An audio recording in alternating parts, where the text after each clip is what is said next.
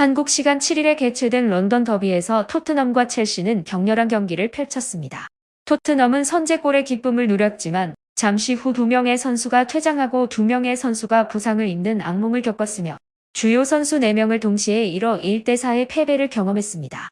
이로써 토트넘은 리그에서의 첫 패배를 기록하며 개막 결경기 동안 이어온 무패 기록도 끊기고 맨체스터 시티에게 1점 차로 밀려난 것이었습니다. 이날 손흥민은 좌우윙 포지션을 잃은 상황에서도 경기 동안 계속해서 스프린트를 펼치며 팀을 위해 헌신적으로 노력했지만 수적 열세에 맞서 결과를 뒤집기 어려웠습니다. 경기 후에는 상대팀 감독이자 손흥민의 옛 스승 포체티노가 손흥민의 노력을 이해하며 뜨거운 포옹과 격려의 말을 나누는 장면이 카메라에 담겼습니다. 영국 매치 풋볼 런던에서는 비록 토트넘이 패배했지만 주요 선수 4명을 잃은 상황에서 투지를 잃지 않고 투쟁했다. 엔제 포스테코글루는 후방을 단 한 명에게 맡기고 끝까지 승리를 향한 열정적인 경기를 펼쳤다. 토트넘은 수적 열세에도 불구하고 첼시를 압도했다. 손흥민은 팀에 대한 포기하지 않는 정신을 증명했다라며 손흥민이 주장으로 임명된 이후 토트넘의 승리에 대한 의지는 팀을 더욱 성장시킬 것으로 기대한다고 밝혔습니다. 이 중요한 순간들 속에서 축구 팬들의 주목을 받는 특별한 에피소드가 손흥민의 모습에서 발견되었습니다. 이번 경기에서 토트넘은 클루셉스키의 골로 상쾌한 출발을 했으나 이 풍경은 로메로의 레드카드로 어두워졌습니다. 로메로는 상대 선수와의 박스 경합 중에 볼을 제거하려는 행동에서 발목에 태클이 들어가자 밥 판독 결과 페널티킥과 다이렉트 레드카드 처분을 받았습니다. 이 상황에서 손흥민은 심판에게 절대로 고의가 아니었다고 주장했지만 주심은 발목에 태클이 들어갔다고 확신을 표명하며 태도를 고수했습니다.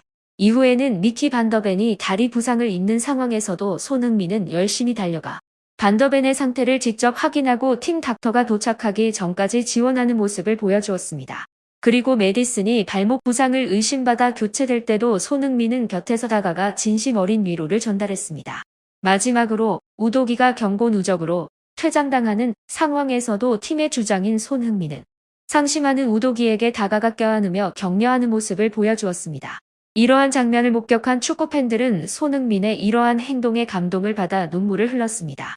영국 축구 분석가 마이클 오원도 이러한 행동은 이전에 영국 축구에서 볼 수 없었던 특이한 행동이라고 언급했습니다. 팀 동료 4명이 부상과 퇴장으로 그라운드를 떠나는 걸 목격했고 토트넘의 선수들은 마치 모두가 영원히 떠나버린 듯이 행동했지만 주장 손흥민은 독특했죠. 부상당한 동료들이 그라운드를 떠나는 순간까지 걱정하는 모습을 보여주었으며 퇴장당한 선수들에게는 자책하지 말라고 격려했습니다. 일반적으로 패배는 앞으로의 경기 일정에 큰 영향을 미칠 수 있는데요. 그러나 이 장면에서 우리는 손흥민이 왜 EPL 최고의 주장인지를 명백히 확인할 수 있었죠. 손흥민은 동료들에게 불만이 아니라 진심 어린 걱정과 격려의 메시지를 전달하면서 그들이 빠르게 일어나 다음 단계로 나아갈 수 있도록 도왔습니다. 실제로 토트넘은 경기 막바지까지 승리를 포기하지 않았고 손흥민이 있었기 때문에 버텨내고 다시 일어설 수 있었는데요. 비록 패배했을지라도 결코 이렇게 무너지지 않을 것입니다. 라며 손흥민의 리더십을 칭찬했습니다. 이날 경기에서 패배로 인해 크리스티안 로메로가 관심을 받는 인터뷰를 진행했습니다. 로메로는 경기 후 아르헨티나 매체와 관련된 후반기 인터뷰에서 퇴장에 대한 생각을 밝혔으며 다음과 같이 전달했습니다. 팬들과 팀 동료들에게 진심으로 사과드립니다. 나의 행동이 이렇게 나쁜 결과로 이어질 줄은 전혀 예상하지 못했습니다. 이런 상황에서 인터뷰를 진행하게 돼 정말 죄송스럽게 생각합니다. 그러나 오늘 일어난 한 가지 사건을 언급하고 싶습니다. 매우 어려운 첫 번째 경기 절반을 끝내고 선수들이 라커룸으로 돌아왔을 때 손흥민 주장이 내게 다가와 내 잘못이 아니라고 말해주었습니다.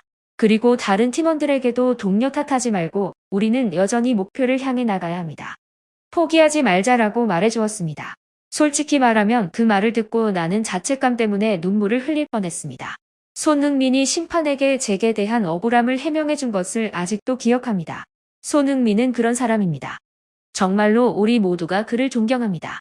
이번 실수는 뼛속 깊이 남아 반복하지 않을 것입니다. 난 더 이상 손흥민을 실망시키고 싶지 않습니다. 로메로는 이런 발언으로 손흥민에 대한 감사의 마음을 드러내며 자기 자신을 담담하게 인터뷰를 마무리했습니다. 현지 팬들은 이러한 인터뷰에 깊은 공감을 표현했는데요. 손흥민은 정말 좋은 주장이고 포용력이 넘치는 선수라고 생각합니다. 그런 상황이라면 손흥민이 화를 내며 로메로를 비난할 수도 있었겠지만 그는 그러지 않았는데요. 손흥민에게 주장직을 넘기면서 토트넘의 기백이 달라졌다고 볼 수 있습니다. 그러나 현재 토트넘은 매우 어려운 상황에 처해 있습니다. 주요 선수 4명의 카드로 인한 출장 정지와 부상으로 다가오는 일정에 큰 영향을 미치게 되었으며 오늘의 패배 후에도 상심할 틈이 없이 주말에 오는 올버햄튼과의 경기에 집중해야 합니다. 토트넘의 선두 경쟁에 빨간불이 켜졌습니다. 브라질 출신 공격수 히샤를리송도 수술을 받게 됐습니다. 캡틴 손흥민은 이제 더 많은 부담을 안겨받게 되었습니다. 영국의 현지 매체 스카이 스포츠를 비롯한 여러 매체는 7일 히샤를리송이 오랜 시간 동안 고통받아온 골반 부상으로 수술을 받게 되었다고 보도했습니다.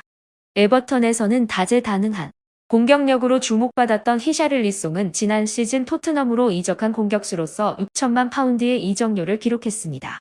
그러나 그는 현재까지 기대에 미치지 못한 모습을 보이고 있습니다.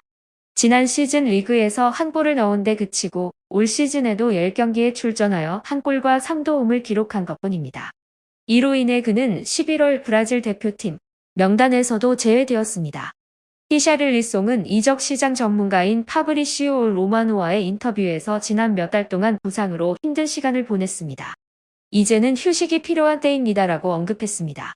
그러나 토트넘의 입장에서는 히샤를리송이 최근에야 조금씩 공격 포인트를 책임지기 시작했던 상황에서 그의 공백이 크게 느껴지게 되었습니다. 토트넘은 지난 7일 첼시와의 리그 11라운드 경기에서 1-4로 패배했습니다. 이로써 리그 개막 11경기 만에 패배를 기록하며 위기의 상황이 더욱 현실화되고 있습니다. 이날 3골과 5도움을 기록한 미드필더 제임스 매디슨이 왼쪽 발목 부상을 입어 그라운드를 떠났고 수비수 미키 판더펜은 햄스트링 부상으로 대치를 떴습니다. 이미 부상자로 인해 어려움을 겪고 있던 토트넘에게는 최악의 상황이 펼쳐지고 있습니다. 게다가 크리스틴 로메로와 데스티니 우도기가 첼시전에서 퇴장을 당하면서 다이렉트 퇴장을 당한 로메로는 3경기 동안 출전할 수 없게 되었습니다. 매디슨와의 호흡을 자랑했던 전방 공격수까지 상실한 상황에서 손흥민은 8골과 1도움을 기록한 최전방 공격수로서 더 큰 역할을 맡게 되었습니다. 토트넘의 상승세를 주도한 안지 포스테코글루 감독 역시 매디슨과의 환상적인 호흡을 복원하기 위한 선택지가 현실적으로 제한적일 것으로 예상됩니다. 기존에는 데안 쿨루세브스키와 브레넌 존슨이 주전 경쟁에서 밀린 상황이었고 피에르 에밀 호이비에르나 파페사르와 같은 다재다능한 미드필더를 활용해 손흥민과의 조합을 찾아내는 것이 더욱 필요해 보입니다. 현재 주장 손흥민의 어깨에는 수많은 어려움이 얹혀져 있고 EPL 우승의 꿈도 그 어느 때보다 어렵습니다. 하지만 최근 경기에서 보여준 강한 투지 덕분에 손흥민은 토트넘을 완전히 이끌 수 있죠. 9명을 남겨둔 토트넘과 싸운 첼시는 후반 추가 시간 한 골을 넣는데 애를 먹었는데요. 6명의 첼시 선수들이 손흥민에게 접근했지만 그가 슛을 시도하는 것을 막지 못하는 모습조차 언론에 깊은 인상을 남겼습니다. 현재 토트넘은 슬퍼할 시간이 없고 다음 주 토요일 경기에 집중해야 하는데요. 이번에는 손흥민이 한국 동생 황희찬과 격돌할 예정이어서 국내 팬들의 토트넘 울브스전에 대한 기대가 더욱 커지고 있습니다.